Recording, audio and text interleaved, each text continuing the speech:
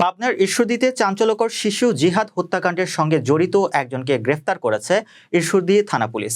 নিহত জিহাদ হোসেন মুন্সিদপুর গ্রামের প্রবাসী হাশেম আলীর ছেলে ও দাশুরিয়া কিন্ডারগার্টেন স্কুলের ৩য় শ্রেণীর ছাত্র।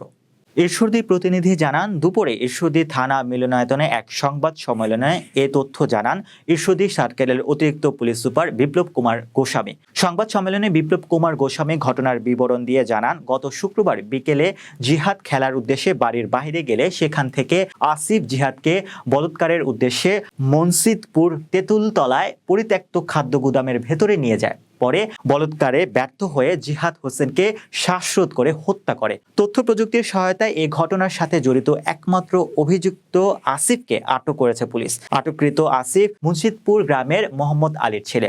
ঘটনার পর পালানোর চেষ্টাকালে নাটোর বনপাড়া বাস স্ট্যান্ড থেকে প্রধান অভিযুক্ত আসিফকে আটক করা হয়। তিনি আরও জানান, প্রাথমিক জিজ্ঞাসাবাদে আসিফ শিশু জিহাদকে বলৎকারে ব্যর্থ হয়ে শ্বাসরোধ করে হত্যার বিষয়টি স্বীকার করে। সংবাদ সম্মেলনে উপস্থিত ছিলেন ঈশ্বরদী থানা ভারপ্রাপ্ত কর্মকর্তা রফিকুল ইসলাম, ঈশ্বরদী থানা পুলিশ পরিদর্শক তদন্ত মনিরুল ইসলাম। ঈশ্বরদীর দাশুরিয়া এলাকায় তেঁতুলতলা মোড়ে আমাদের একটি দুর্ঘটনা ঘটে। সেটা হচ্ছে শিশু সন্তান জিহাদ, 9 বছর বয়স, সে 3য় শ্রেণীর ছাত্র। সে গত 5 জুলাই খেলাধুলা করতে গিয়ে নিখোঁজ হয়ে যায়। পরবর্তীতে তার পরিবার রাতে এসে ঈশ্বরদী থানায় একটি সাধারণ ডায়েরি করে।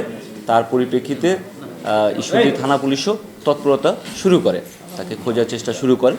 পরবর্তীতে তার পরিবারের লোকজন এবং ঈশ্বরদী থানা পুলিশ খোঁজাখুঁজির এক পর্যায়ে গতকাল 6 জুলাই ভোর 5:30টার দিকে শিশুটির মৃতদেহ বিবস্ত্র অবস্থায় সেটি সিএনবির যে পরিত্যক্ত গুদাম সেই এলাকায় জঙ্গলের মধ্যে, ঝোপঝাড়ের মধ্যে খুঁজে পায়।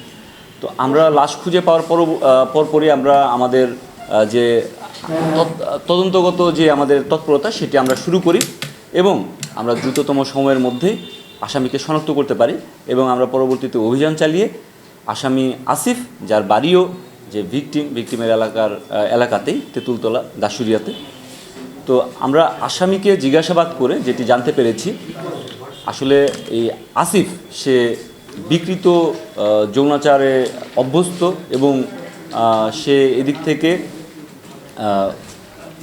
এই বিকৃত যে যৌনাচার সেটি করার অভিপ্রায়ে সেই শিশু জিহাদকে ডেকে নেয় যে ঘটনাস্থল, সেখানে যে পরিত্যক্ত একটি একতলা ভবন রয়েছে সেখানটায়।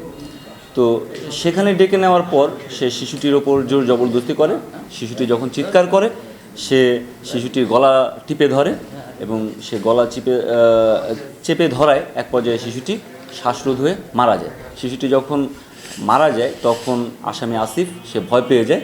ভয় পেয়ে সে শিশুটির পরনের যে প্যান্ট এবং তার যে জুতো ছিল সেগুলো সে জানলা দিয়ে ফেলে দেয় এবং লাশটি নিয়ে সেই ঘটনাস্থলের অদূরেই একটা মরা নারকেল গাছ রয়েছে, সেখানটায় একটা ঝোপের মাঝখানে সে শিশুটির মৃতদেহ বিবস্ত্র অবস্থায় ফেলে রেখে চলে যায়।